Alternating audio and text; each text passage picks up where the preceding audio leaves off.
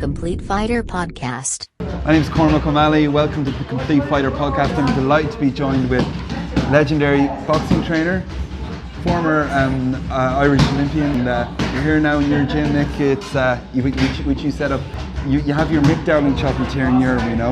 You have your own gym in Mount Talent as well, but this is particularly special out here in KCR and Kinnage. You do these hit without getting hit classes, Nick, is that correct? They're very popular, I can tell you, yeah. I suppose we opened up here about 10 years ago. The gym is actually owned by my daughter, Lisa. She opened here, as I said, 10 years ago, and it's called Evolve, but it's very much known, the bottom end of it here is very much known as Mick Dowling's Boxing Conditioning Gym. Yeah. But upstairs we have a beautiful area for Pilates as well, and that's very, very popular. But I have to say, this end of the business is really going well, because I used to always have people coming into my shop and they wanted to do boxing, but they did not want to get hit, they didn't want to box really, but they wanted to do the boxing training. And so therefore we thought there was an opening for a gymnasium like this. So we did open up, as I said, 10 years ago, and we've never looked back. It's been going really, really well. Tonight is one of the quiet nights here because it's midterm, of course, and it's normally chock-a-block, packed to the hilt here. In a week we would run about 12 classes, 12 hourly classes that is, and they're generally chock-a-block, full to the hilt. Brilliant. And these type of classes where people are essentially of all ages, because you have the kids classes as well that we got a few shots of, people of all ages would essentially be coming in, and it's not just about learning to box, it's also about fitness as well and cardio as well, is that correct?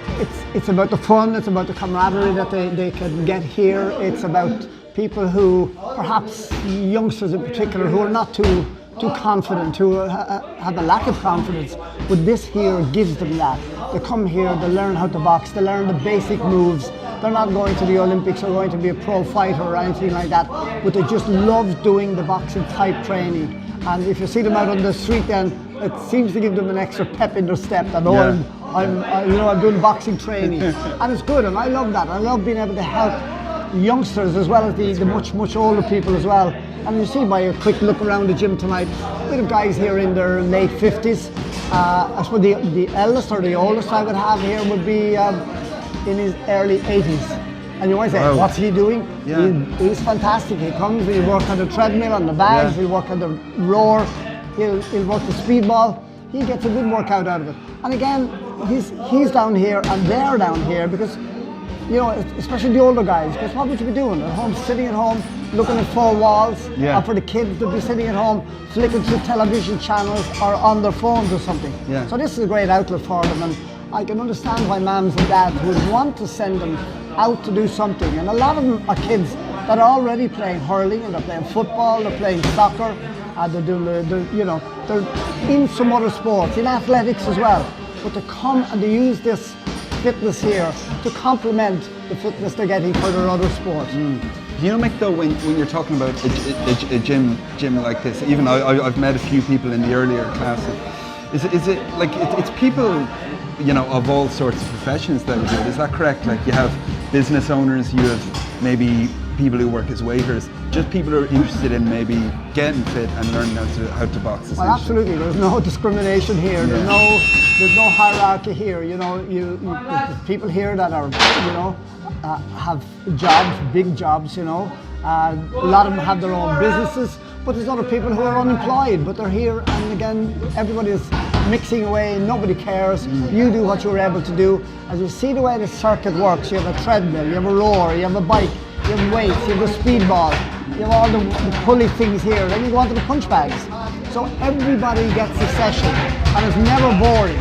Because we work off the clock, as you hear it ringing here in the background, and it's 2 minutes on, or 3 minutes on, and then you have a half-minute break, and you move on to the next one.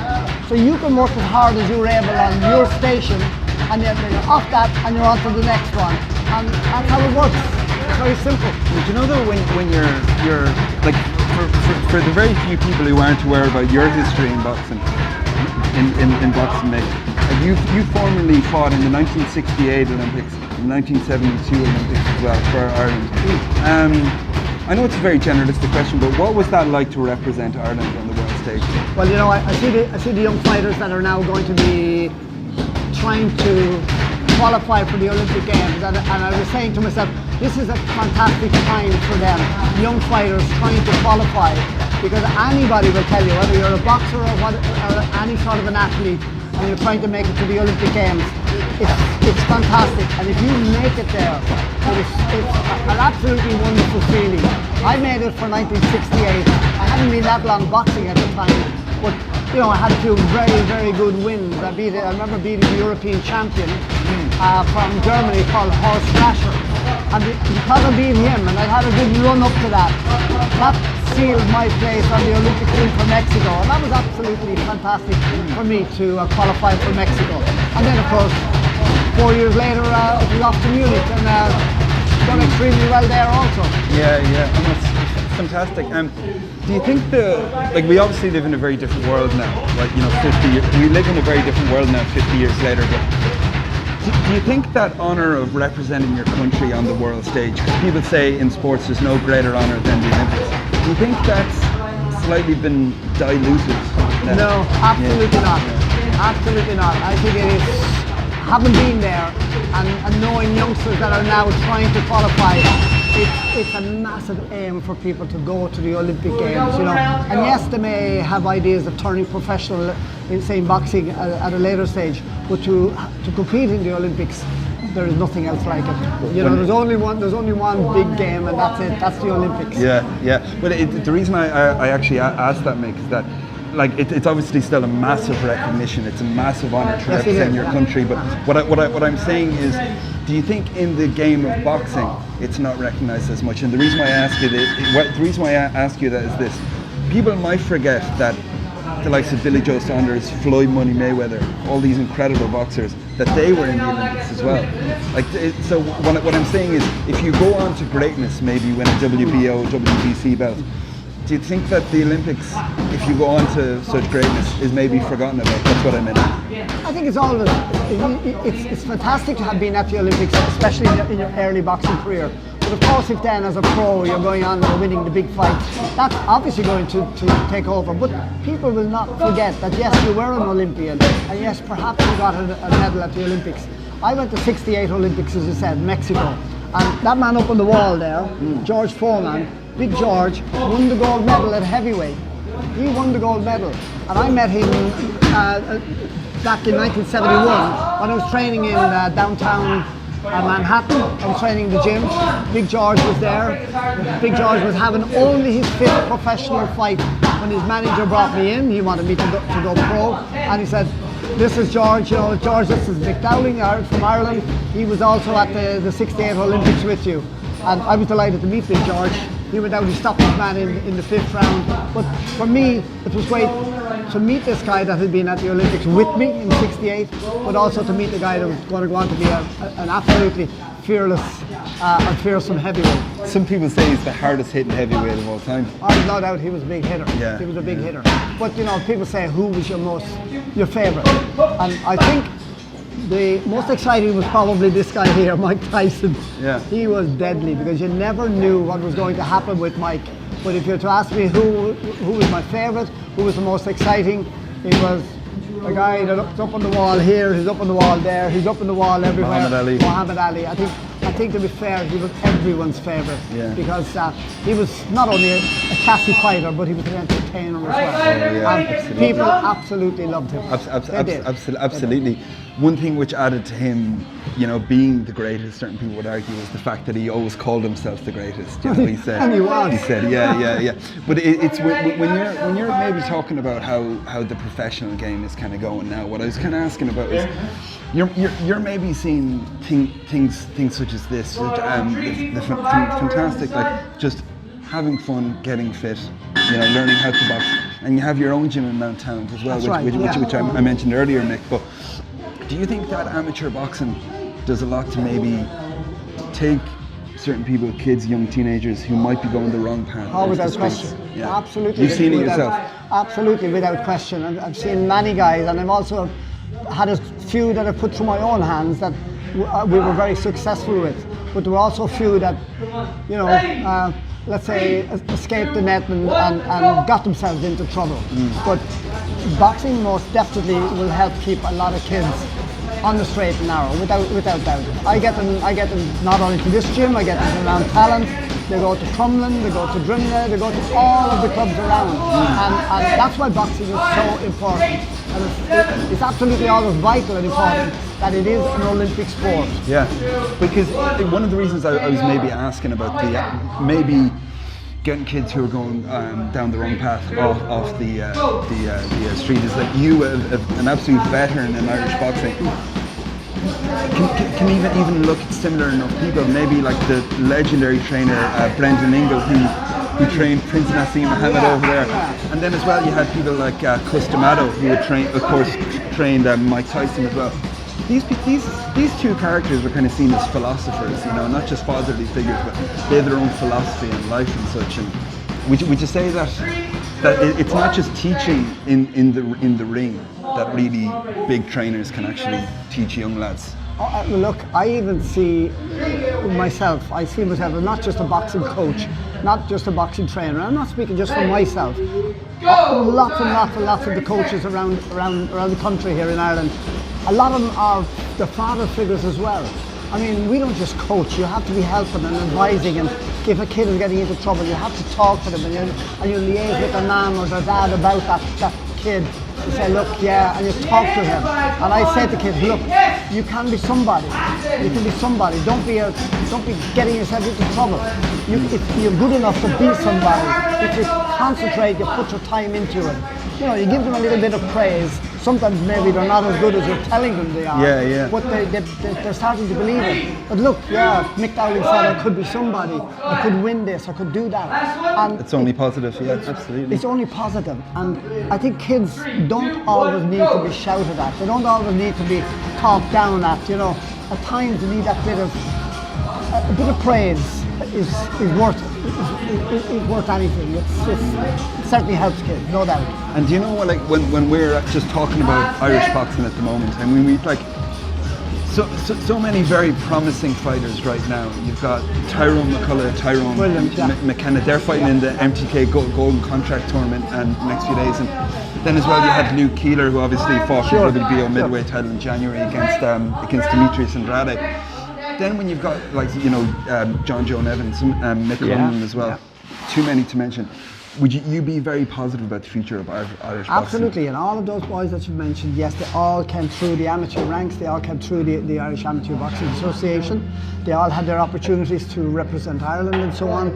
And I think the state of Irish boxing, both amateur and professional, is very, very strong at the moment. You know, and back in my own day, yes, we had great fighters, but sometimes us golden oldies would say, they're not as good as we were. Yes, they are, and a lot of them are much better. You know, you know, in my career, I had the pleasure of working and covering for RTE the likes of Steve Collins, the likes of Nguyen, McCullough, Andy Lee, Bernard Dunn. You know, these are all guys that came through the amateur scene here and went on to greatness. It isn't just, you know, our old history that recognises us as being the fighting Irish, but it is all the fantastic fighters we have right now and in the past. Something I was interested in maybe talking to you about is that since maybe when you started off in boxing, and so we're talking early 60s, early 60s or early 70s when you're really getting going. How do you think boxing has maybe changed since then? Do you think there's too much business involved in boxing? Do you think it's less so about the sport now? No, I don't know. I think it's still pretty similar, you know. But there's no doubt there are much more youngsters turning professional now. You might ask, well, why did you and Mick Dowling not turn pro? I had all the offers to go professional. I had the pro managers in my house. I had them in my place of work. I had them in the United States talk to me and bring me places and so on. For me, I decided I had a good job here. I worked in the Gresham Hotel for a long number of years, so I had a job. It wasn't that I was scratching myself on the door or something. I had a job, and I had all the offers to go pro. There was various money laid out for me there that I could have taken, but I didn't, because for me there was always the lure of wearing the green singlet. I loved representing Ireland. I loved boxing at the National Stadium. I loved travelling with the Irish team, pulling that green shirt on, and I was representing Ireland. and I had a job. Yeah. And I would always say that, you know, Got the best of both worlds, essentially. I did, because for me, I started up my business. You know, we opened our shop in Terranure, our sports shop. We particularly started specialising in boxing equipment, which was perfect for me. But for me, I made a very good living out of that. For myself, for my family, we done well out of it. And people say, well, yeah, but you might have done well as a pro. Maybe, I might have. But I've done fine and well, and I'm quite happy and content to have done as well as I've done as an amateur. And whatever money I have, I can count it. If you understand what I'm trying to say, that I'm not going around punch drunk. I know. That's brilliant, actually. Yeah, because like there's you know, so many tragedies where people unfortunately die as a result, die or go into intensive care as a result of like, you know a lot more about that than me. But I would kind of find myself that, based upon what you're saying, it's fair to say you're kind of covering all bases of boxing. So you've got your own amateur gym in Mount Talent, you've got this class here with fitness and conditioning, and then also as well you've got your sports equipment. Sure. So you're kind of covering all bases. Is that fair to say? Well, of course. I mean, sport is my life. This is what I love. This is what I do. And of course, we have a huge running club, which my wife and myself founded in Bushy Park in Terranure. It's a club with about 300 members. We compete in all the big races here in Ireland. We're registered with Athletics Ireland. My wife was the main mover of that club. She had the good fortune to win the Dublin City Marathon way back in 1981, and she represented Ireland in World Cross Country and World Marathon Championships. So in the Dowling household, it's absolutely sport all the time. This is my son you see in here in the background. I mean, you know, he's loves the sport and involved in it. My other son, Mark, is top class cyclist. He's raced on the Irish team. You mentioned all that. the time. And then my daughter that owns the gym here. She's represented Ireland in gymnastics. She got a scholarship to East Tennessee State University for sport. She got qualifications over there. And then my other daughter, I wouldn't want to leave her out, took her a little longer to discover sport. But when she did, she now has a whole host of marathons to her own name. So they inherited your sports passion, I guess you could say. You couldn't but, you know, in our house with my wife and myself, it was sport all the time. Just wanted to ask you as well, you were talking about the historical fights there. What would be the best fight that you've ever watched? I suppose in a way the likes of Ali had to feature in some of those too, because you know, in those days everybody followed Muhammad Ali, you know. So the likes of Ali versus Foreman would have been brilliant, you know, absolutely super. I would say, if I was to choose, and I don't want to make this interview about me now, but if I was to choose, I would have to say Ali Frazier too. Oh yeah, well, Ali Frazier, I love Joe Frazier because his style of bobbing and weaving, slip and sliding, absolutely constant. He's a bit of a machine he as was a machine. He was absolutely brilliant. Yeah, he was absolutely brilliant. But Ali just had that savage class, you know, beautiful class. And lastly, I can't let you go without asking. The video might come out after the fight, but Deontay Wilder versus Tyson Fury 2 is on this Saturday. Lovely, Tony. Is on this Saturday. The video might come out after, but what would be your prediction if you have one? Well, I think Fury will do it this time. The boxing draw last time, Fury got off the floor after being hit with something that very few others would have got off the floor. You know, he's got that great, typical Irish fighting spirit. We do claim him as being fully Irish, you know, but he is so good. He's got a good chin. Footwork is exceptional. Footwork is very good. He's got so much skill. And on the other hand, Wilder has the power, that big right hand, but he's got to be able to put it on Tyson Fury. And I think Fury will be a little bit craftier, a bit smarter this time. And fingers crossed, it'll be a Fury win. I hope so. I like the guy. I think he's good, and he's good for boxing. But it was, I think it's fair to say, the fight that everybody wants to see, Irish, British, global boxing fans, the fight that everyone wants to see is Tyson Fury against fellow Olympian Anthony Joshua. Oh man, yeah. Well, you know what? You know, when I saw Joshua, I covered him in the Olympic Games, and I remember saying to, I think it was Michael Lester, I said, "You're now looking at the next heavyweight champion of the world." And Michael Lester said, "You think so?" I said, "Yeah, absolutely." And I was right. But I think if he fought Fury would give him a lot of trouble for the simple reason because Tyson Fury is such a good boxer. You know, fighting on the outside, yeah. Fighting on the outside, hitting fast, getting out of the way, and he could cause a lot of trouble. Absolutely. A lot of trouble. Yeah. So you told me that you predicted when he was only 5 professional fights in. You told me that you predicted that Nassim Mohammed would become as great as he is, and you also predicted that Anthony Joshua would be world champion. So it's not actually former Olympian Mick Dowling. Indeed. It's Mystic Mac. Mick. An ex-footballer, top footballer, he can spot somebody that has class, and as an ex-boxer, I can see somebody say, "Whoa, yeah, this guy has got everything. He's got speed, he's got power, he can take a shot." You know, so you can see that. You know, like the kid turns up in the hurling pitch. You know, oh, this kid can hurl. You know. You can see it developing quickly, you can see it. And in boxing, I see kids that come here and I can spot, oh, yeah, he's going to be good. He's going to be good. Well, it's great to say, Mick. Listen, thanks so much for coming on the Complete Fighter podcast, and listen, we appreciate that. I wish you luck with the whole thing. You can see another full house here tonight. There you are. Listen, Mick, thanks so much.